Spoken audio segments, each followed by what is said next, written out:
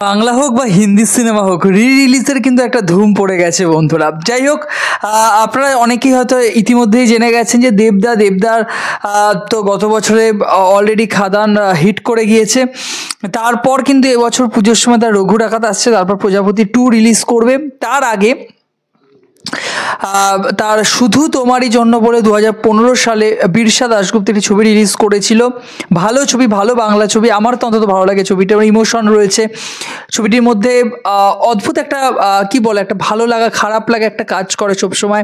সোহম দেবকে আমরা একসাথে দেখতে পেয়েছিলাম, তো শ্রাবন্তী ছিল, মিমি চক্রবর্তী ছিল, তো ছবিটি কিন্তু একটা ভালো ছবি ছিল। সেই ছবিটিকে কিন্তু এসবিএফ রিলিজ করছে আগামীকাল, আমি যদি ভুল না করি। এসবিএফ এর নির্দিষ্ট যে সমস্ত সিনেমা হলগুলো রয়েছে সেখানে আপনারা দেখতে পারবেন। তাছাড়া আগামীকাল পদ্মাবত রয়েছে, রিলিজ করছে। সানাম তেরি কাসাম এটাও সম্ভবত রিলিজ করবে। তো এই যে একটা রিলিজ, ছবিগুলোকে আবারও বড় পর্দায় তুলে ধরা। এখনও কিন্তু আপনারা ছবিগুলো চাইলে যে কোনো সময় ওটিটি প্ল্যাটফর্মে গিয়ে দেখতে পারেন, নির্দিষ্ট ওটিটি প্ল্যাটফর্মে রয়েছে ছবিগুলো। তা সত্ত্বেও দর্শক কিন্তু বড় পর্দায় ছবিগুলোকে দেখতে চাইছেন।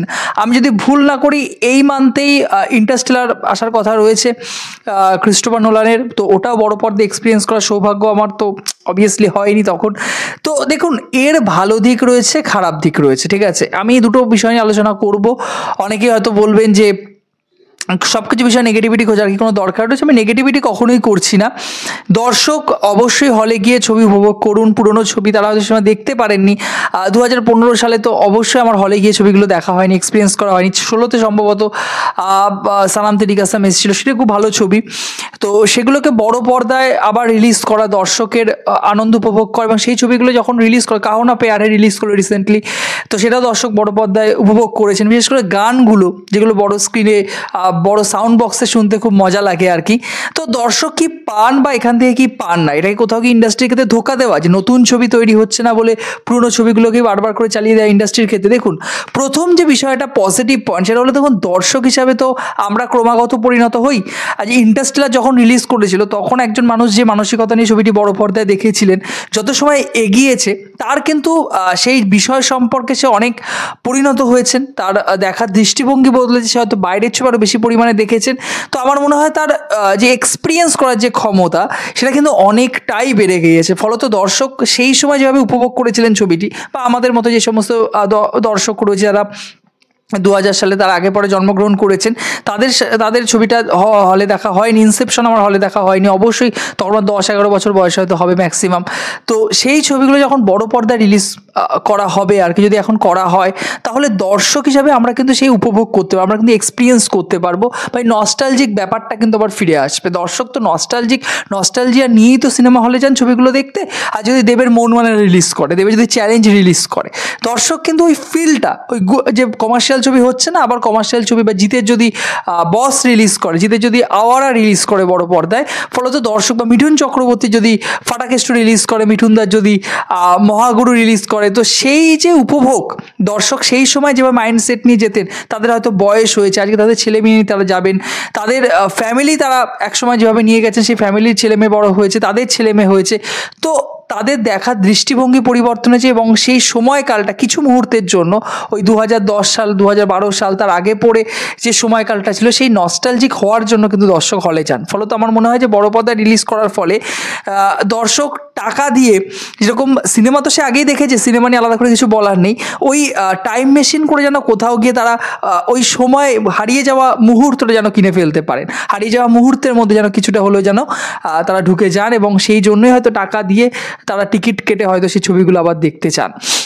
এই একটা পজিটিভ পয়েন্ট। আমি যদি নেগেটিভ পয়েন্ট নিয়ে বলি, দেখুন, আমাদের বারবার করে মাইন্ডসেট রয়েছে যে এখন ইন্ডাস্ট্রির ক্ষেত্রে আগের মতো আর ছবি তৈরি হচ্ছে না। এটা বারবার করে আমরা বলি যে আগে বাংলা ছবি ভালো, বাংলা ভালো কমার্শিয়াল ছবি তৈরি হতো, তো রিমেক হতো, কিন্তু ভালো রিমেক তৈরি করা হতো, বা আগে যে সমস্ত রোম্যান্টিক ফিল্মগুলো হতো সেগুলোও ভালো ছিল।